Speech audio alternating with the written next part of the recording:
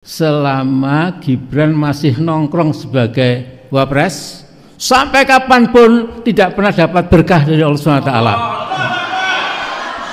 Gambarnya hanya satu, saya izin sama Pak Wapres, gambarnya hanya Bapak Prabowo.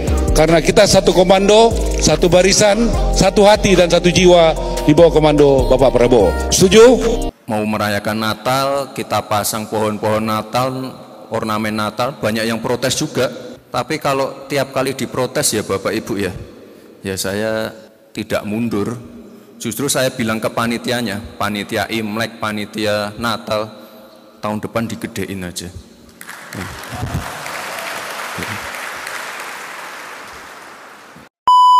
Hai, kembali bersama saya lagi Bang Bil. Di video kali ini kembali kita berjumpa. Kita bahas Mas Gibran, Mas Wapres kita yang brilian guys. Sejak dilantik beliau gaspol lakukan tugasnya sebagai Wakil Presiden Republik Indonesia yang menjadi harapan masa depan Republik ini.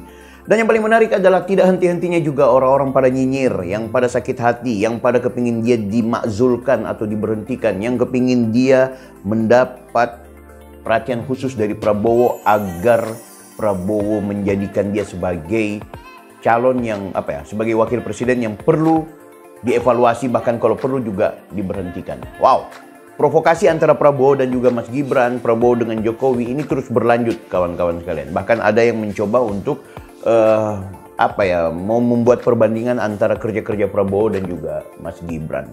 Padahal Mas Gibran itu beraktivitas karena dia ditugaskan oleh Pak Prabowo, bukan menggantikan jabatan presiden, tapi bekerja atas perintah Presiden Republik Indonesia.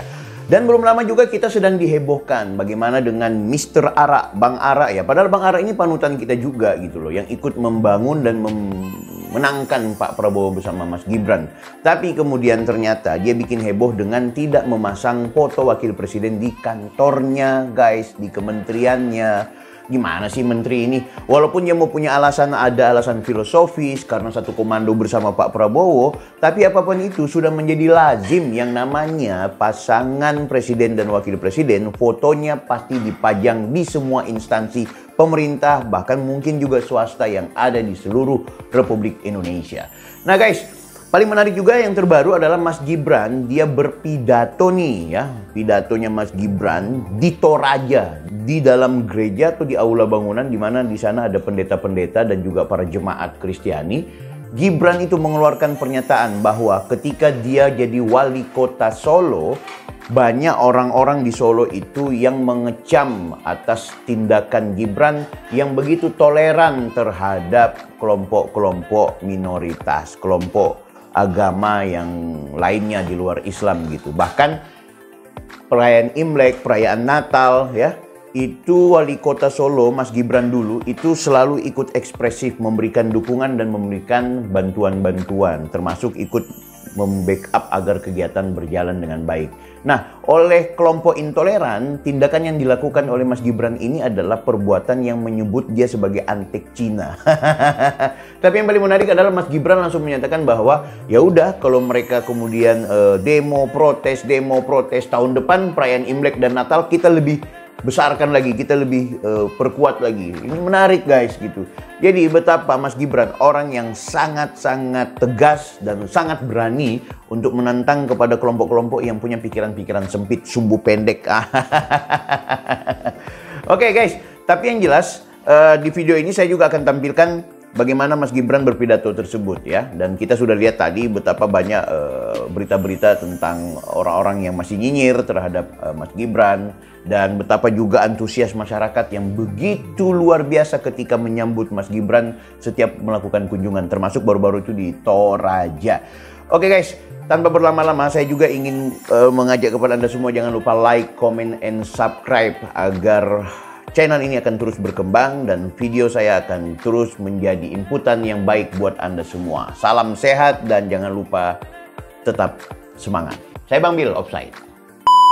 Bapak Ibu yang saya hormati, mohon maaf ini tadi saya sedikit terlambat karena keluar dari airport sampai sini, tadi lewat kantor Sinode juga.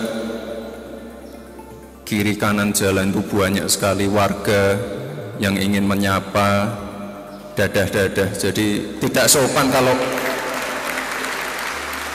mohon maaf, tidak sopan kalau saya langsung lewat begitu saja. Jadi tadi di beberapa titik saya mohon maaf terpaksa turun dari mobil dulu untuk membagikan susu, buku, dan juga beberapa alat-alat sekolah.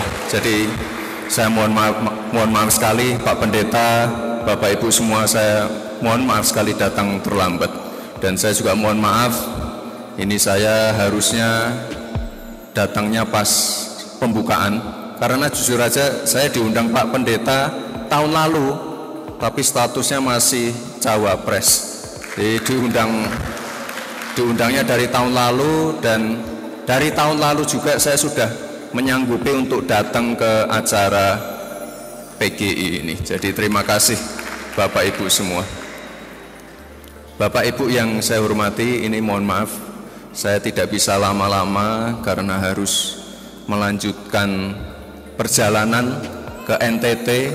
Ini ada saudara-saudara kita yang mengungsi karena ada erupsi gunung. Jadi setelah dari NTT kami ke Makassar sebentar, lalu langsung mengecek pengungsi-pengungsi yang ada di NTT.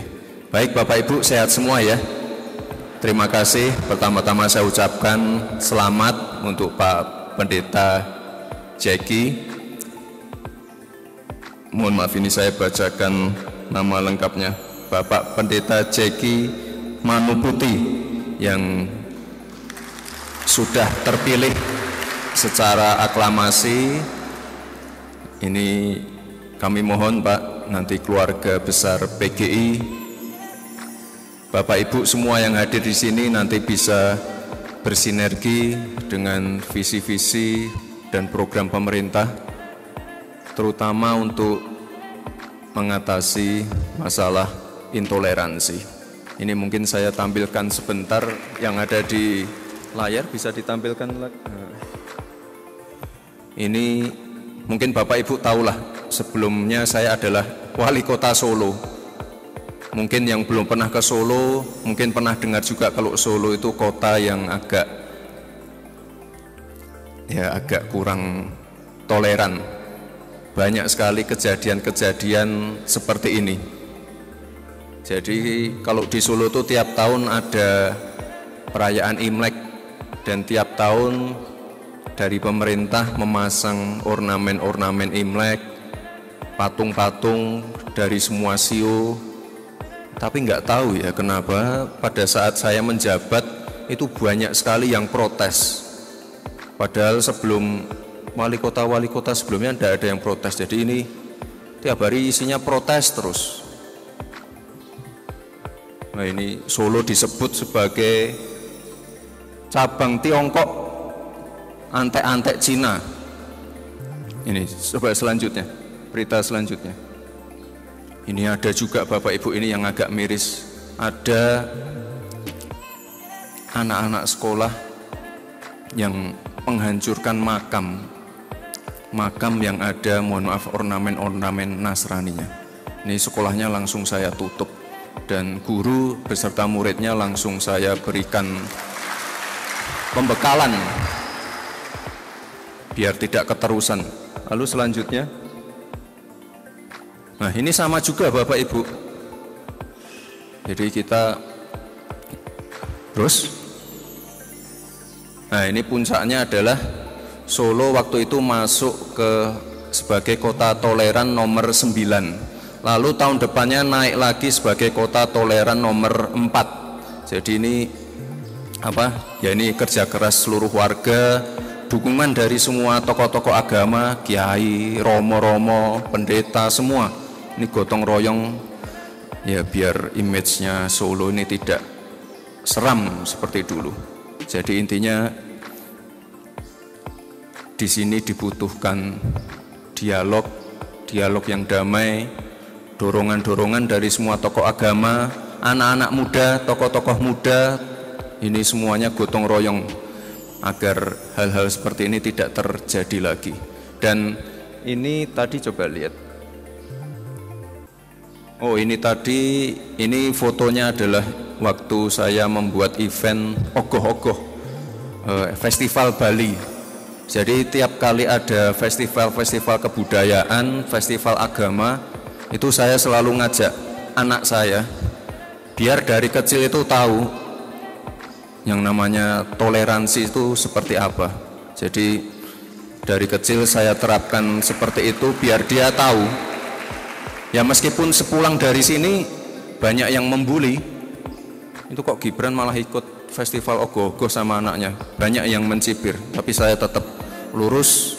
Saya ingin memfasilitasi acara-acara agama, acara-acara kebudayaan untuk semua agama dan golongan.